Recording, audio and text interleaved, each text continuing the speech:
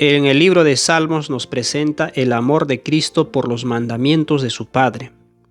Antes de que el Salvador viniera a la tierra, Él dijo: Entonces dije, he aquí vengo, en el rollo del libro está escrito de mí, el hacer tu voluntad, Dios mío, me ha agradado, y tu ley está en medio de mi corazón. El Hijo de Dios nos da una demostración divina de la ley de su Padre, tanto en su amor por los mandamientos como en su ejemplo diario mientras estuvo aquí en la tierra. Nos mostró cómo es la ley a todo color. Además de esto, la vida de Jesús no es simplemente una demostración de la ley de su Padre, es la vida misma de Jesús que reside en los corazones de todos los que le sirven. La ley del sabio es manantial de vida para apartarse de los lazos de la muerte. Jesús es la sabiduría de Dios, y el principio de su sabiduría es la profunda reverencia y amor por su Padre y sus mandamientos. El temor de Jehová es el principio de la sabiduría, y el conocimiento del Santísimo es la inteligencia. El fin de todo el discurso oído es este: teme a Dios y guarda sus mandamientos, porque esto es el todo del hombre. La única forma en que podemos temer y reverenciar a Dios y guardar sus mandamientos es tener el Espíritu del Hijo de Dios morando en nosotros. Él es la fuente para todos los que guardan los mandamientos del Padre. Todos los que tienen fe en Cristo reciben el poder para guardar sus mandamientos a través de su Espíritu. No es posible guardar la ley de Dios sin tener el Espíritu de Cristo. Pero ahora, aparte de la ley, se ha manifestado la justicia de Dios, testificada por la ley y los profetas. La justicia de Dios por medio de la fe en Jesucristo para todos los que creen en Él, porque no hay diferencia. Pablo nos dice que la justicia de Dios se manifiesta en Jesucristo y se nos da gratuitamente, sin ninguna necesidad de nuestra parte de buscar agradar a Dios a través de nuestros esfuerzos. Todo nos es dado por fe. Sabiendo que el hombre no es justificado por las obras de la ley, sino que por la fe de Jesucristo, nosotros también hemos creído en Jesucristo para ser justificados por la fe de Cristo y no por las obras de la ley, por cuanto por las obras de la ley nadie será justificado. Cuando aceptamos que Jesús es verdaderamente el Hijo de Dios y creemos en su nombre, entonces recibimos su fe en el Padre y su capacidad de obedecer la ley. ¡Qué regalo maravilloso recibimos en Cristo! La observancia de la ley está libremente disponible para nosotros a través del don del Espíritu. Mas el fruto del Espíritu es amor, gozo, paz, paciencia, benignidad, bondad, fe, mansedumbre, templanza. Contra tales cosas no hay ley. A través de la inspiración dada por el Espíritu de Cristo, leemos en los Salmos cómo el Hijo de Dios habla sobre la ley de Dios. Bienaventurado el varón que no anduvo en consejo de malos, ni estuvo en camino de pecadores, ni en silla de escarnecedores se ha sentado, sino que en la ley de Jehová está su delicia, y en su ley medita de día y de noche. Será como árbol plantado junto a corrientes de agua, que da su fruto en su tiempo, y su hoja no cae, y todo lo que hace prosperará. A través del Espíritu de Cristo, la ley es una poderosa fuente de agua viva. Este es el simbolismo expresado en el agua que salió de la roca herida. He aquí que yo estaré delante de ti allí sobre la peña en Horeb, y golpearás la peña y saldrán de ella aguas, y beberán el pueblo. Y Moisés lo hizo así en presencia de los ancianos de Israel. Horeb y el monte Sinaí es el mismo lugar.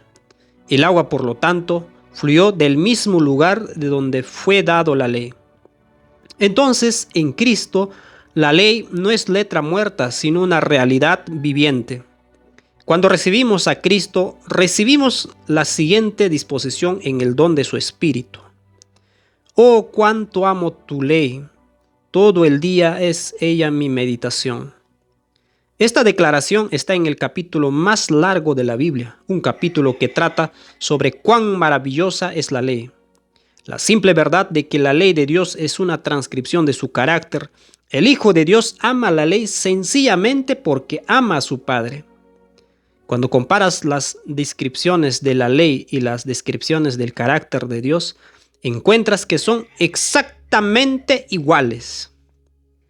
Espiritual, amor, verdad, justicia, santo, perfecto, bueno, justo, puro, inmutable, eterno, el camino, grande y limpia. Al examinar los mandamientos descubrimos que su intención es la de preservar las relaciones, tanto nuestra relación con Dios como entre nosotros. El primer mandamiento nos dice que Dios sacó a Israel de la esclavitud egipcia, lo que nos afirma que este Dios es un redentor y un salvador. Cuando me pide que no tenga otro Dios más que Él, me está diciendo que quiere una amistad cercana conmigo. El segundo mandamiento me dice que Dios quiere una relación de corazón a corazón. La adoración a ídolos no es una adoración de corazón a corazón. Tampoco es una adoración espiritual, que significa una conexión de espíritu con espíritu, mente con mente. El tercer mandamiento me dice que Dios es transparente en sus relaciones. Si entramos en una relación con Él, no quiere que finjamos, haciéndola inútil y vacía. El cuarto mandamiento es muy especial porque nos dice que Dios es la fuente de la vida y quien creó todo. Este mandamiento tiene un gran impacto en nuestra percepción de Dios e influye en la manera en que nos acercamos a Él. Es significativo notar que entre todos los mandamientos, el del sábado es el que mayor cantidad de palabras tiene. El quinto mandamiento también es especial porque nos dice cómo la vida de Dios fluye a través de canales terrenales. Este mandamiento nos promete larga vida si honramos a nuestros padres. Nos dice específicamente que nuestros padres nos revelan algo muy especial acerca de Dios y que al honrarlos, lo honramos a Él. El sexto mandamiento nos dice que para Dios la vida es preciosa. También nos dice que Dios quiere que las relaciones duren para siempre. El séptimo mandamiento nos dice que algunas relaciones son peligrosas y con respecto a Dios es un reflejo del primer mandamiento en cuanto a no tener otros dioses. Es un recordatorio de que Dios es nuestra fuente de vida. El octavo mandamiento nos dice que Dios proveerá para nuestras necesidades y nos cuidará. También nos dice que Dios no se enfoca en cosas, sino en relaciones. El noveno mandamiento es un reflejo del tercero. Dios quiere transparencia y integridad en las relaciones. Un testigo falso destruye la identidad de uno o ambas partes y destruye la comunicación. El décimo mandamiento nos recuerda nuevamente que Él es la fuente de la vida. No codiciaremos nada cuando creamos esto. También nos vuelve a recordar que Dios tiene una mente relacional espiritual. Los mandamientos 5 al 9 se pueden ver y demostrar, pero este mandamiento se desarrolla en el corazón.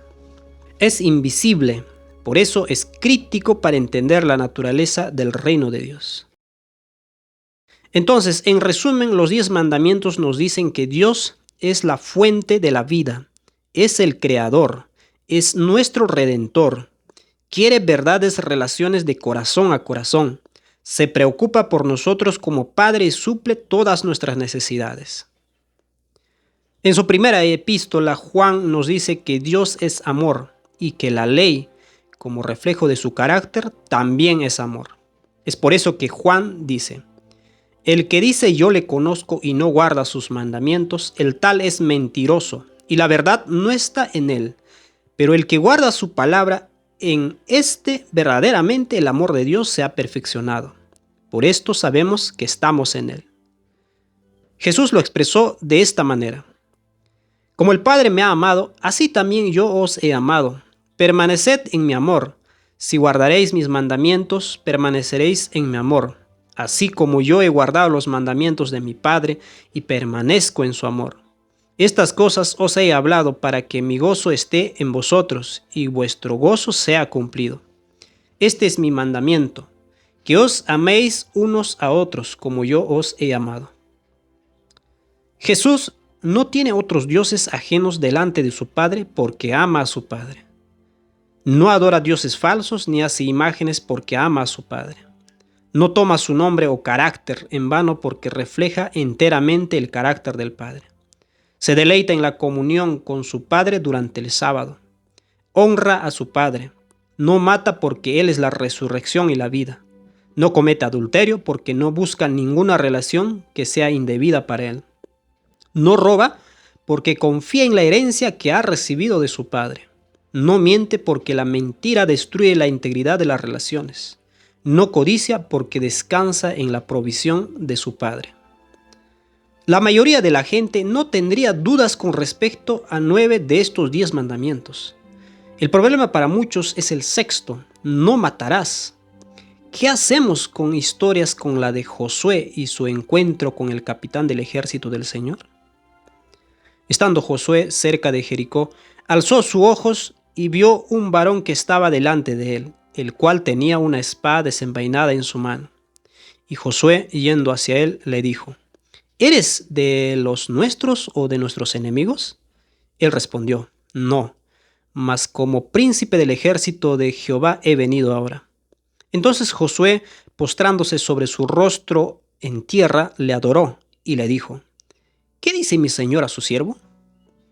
A muchos les parece que cuando Josué estaba dando muerte a los habitantes de Canaán, estas acciones eran alentadas y guiadas por el Hijo de Dios, ante quien se había arrodillado en adoración. Historias como la destrucción del ejército asirio se presenta como prueba de que, en efecto, el Hijo de Dios mata personas por el bien de preservar a sus elegidos. Y aconteció que aquella misma noche salió el ángel de Jehová y mató en el campamento de los asirios a 185,000. Y cuando se levantaron por la mañana, he aquí que todo era cuerpos de muertos. Hablaremos de la historia del ejército asirio en otro capítulo. El hecho ante nosotros es que cuando Jesús vino a la tierra y vivió entre los hombres, nunca mató a nadie. Dimos comienzo a esta serie con la certeza de que la vida de Jesucristo en la tierra fue la revelación completa del Padre. Como Jesús le dijo a Felipe. Jesús le dijo: ¿Tanto tiempo hace que estoy con vosotros y no me has conocido, Felipe?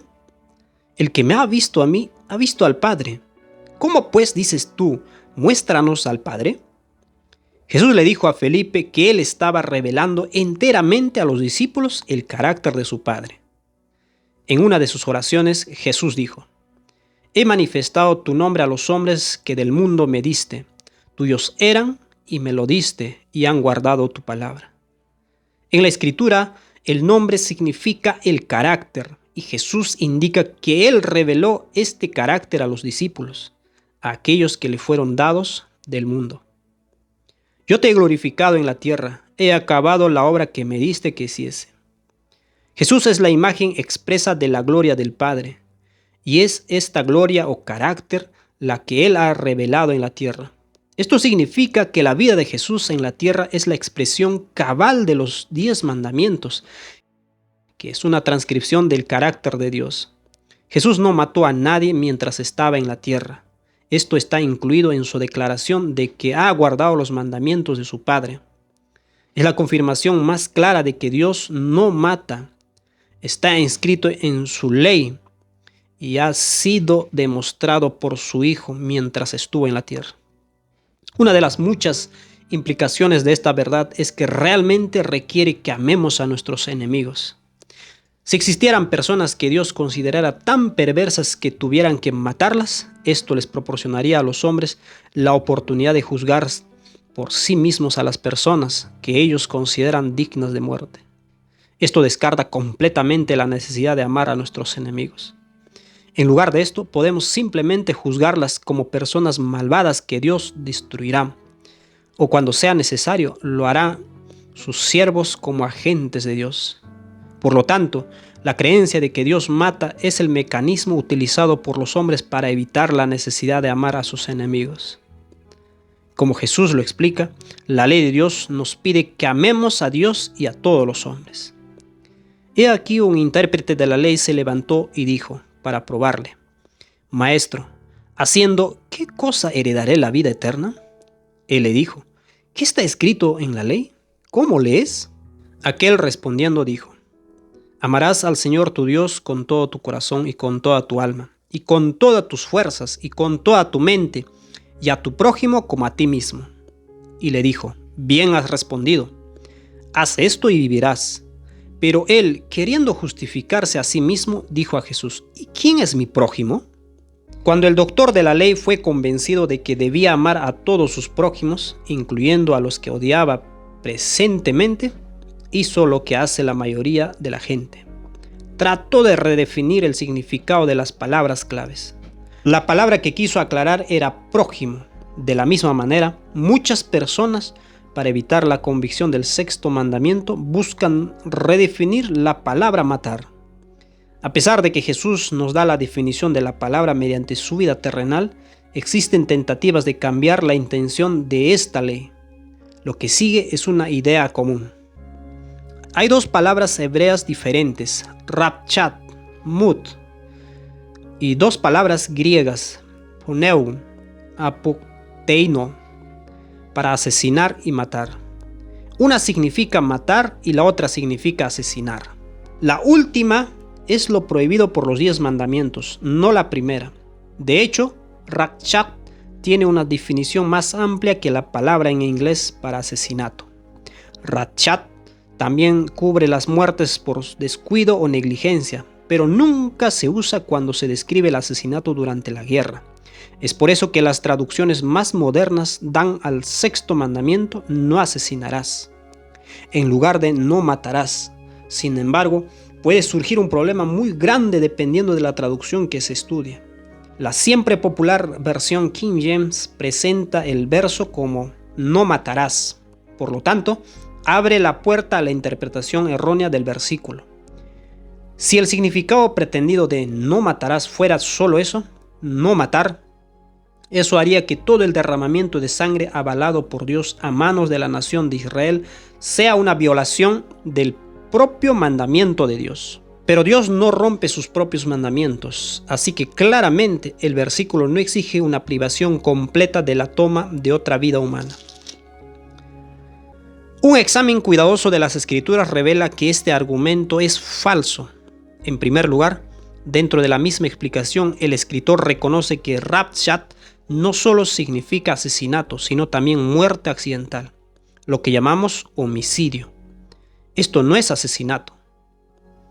Mas si casualmente lo empujó sin enemistades o echó sobre él cualquier instrumento sin acechanzas, o bien sin verlo hizo caer sobre él alguna piedra que pudo matarlo y muriere, y él no era su enemigo ni procuraba su mal, entonces la congregación juzgará entre el que causó la muerte y el vengador de la sangre, conforme a estas leyes. Y la congregación librará al homicida, rapchat, de mano del vengador de la sangre, y la congregación lo hará volver a su ciudad de refugio, en la cual se había refugiado, y morará en ella hasta que muera el sumo sacerdote, el cual fue ungido con el aceite santo.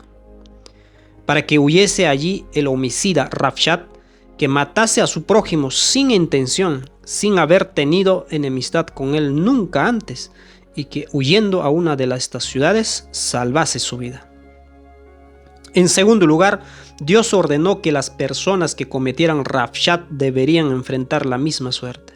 Cualquiera que diere muerte a alguno, por dicho de testigos, morirá rapchat. El homicida, rapchat, mas un solo testigo no hará fe contra una persona para que muera. ¿Cómo puede ser posible que Dios ordene cosas que los 10 mandamientos prohíben? En breve, Dios podría haber ordenado cualquier forma de muerte en las Escrituras, porque lo que busca es asegurar la sentencia de muerte para poder dar misericordia, no para matar. Abordamos este punto en el capítulo 9, titulado La ley como espejo. En tercer lugar, la palabra mut en las Escrituras se usa para describir el matar y el asesinar. Saúl deseó matar ilegalmente a David. Habló Saúl a Jonatán su hijo y a todos sus siervos para que matasen a David. Pero Jonatán, hijo de Saúl, amaba a David en gran manera y dio aviso a David, diciendo: Saúl mi padre procura matarte. Por tanto, cuídate hasta la mañana y estate en lugar oculto y escóndete. Saúl ordenó el asesinato ilegal del sacerdocio.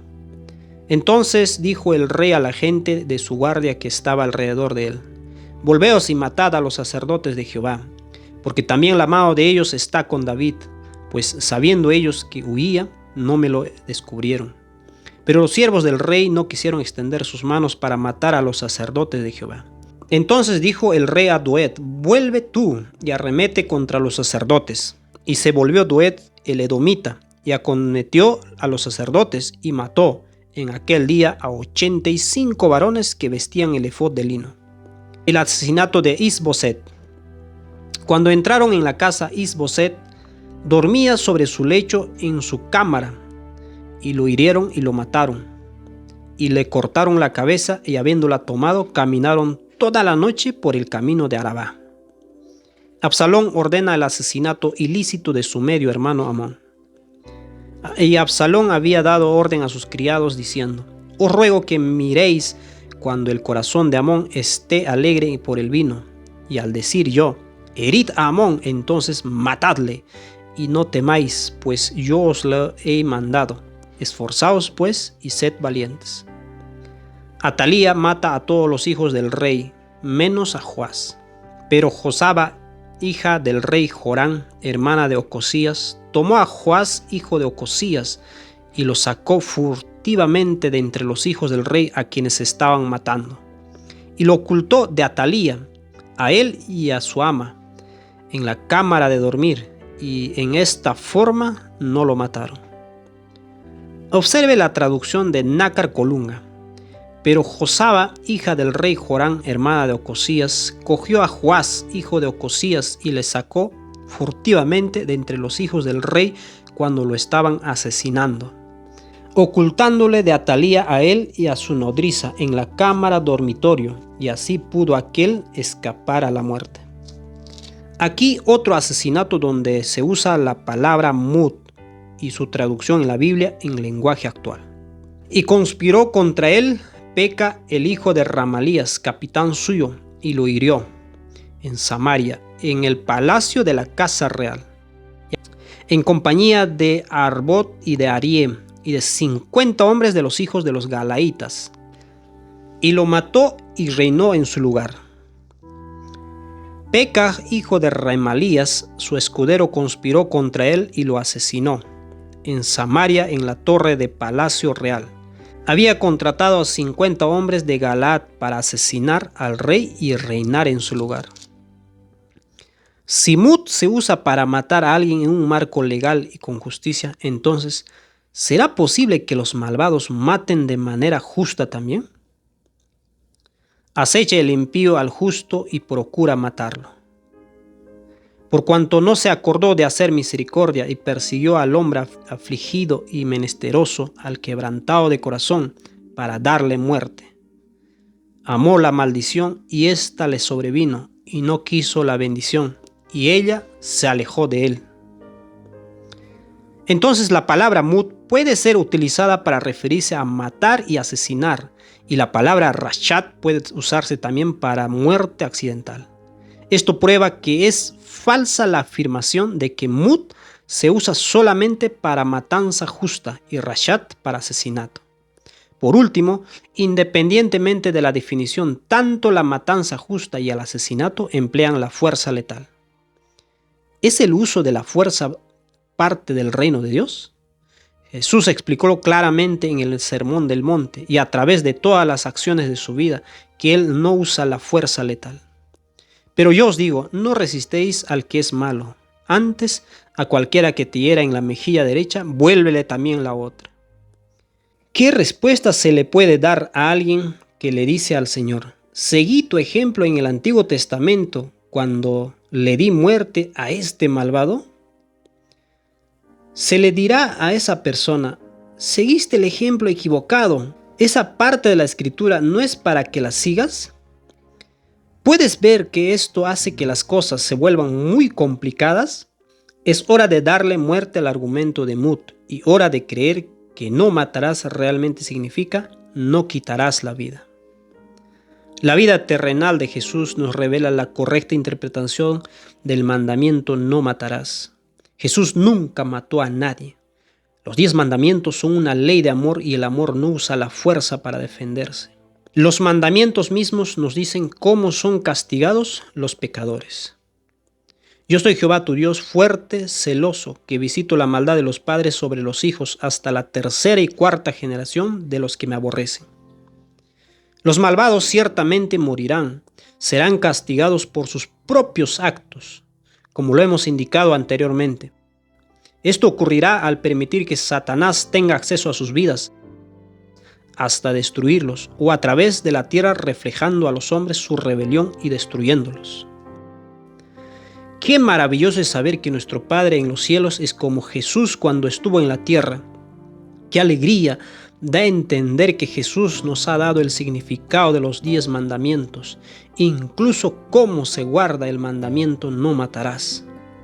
Jesús nunca mató a nadie y el ejemplo que nos dejó es la única forma en la que verdaderamente podemos aprender a amar a nuestros enemigos tal como lo enseñó.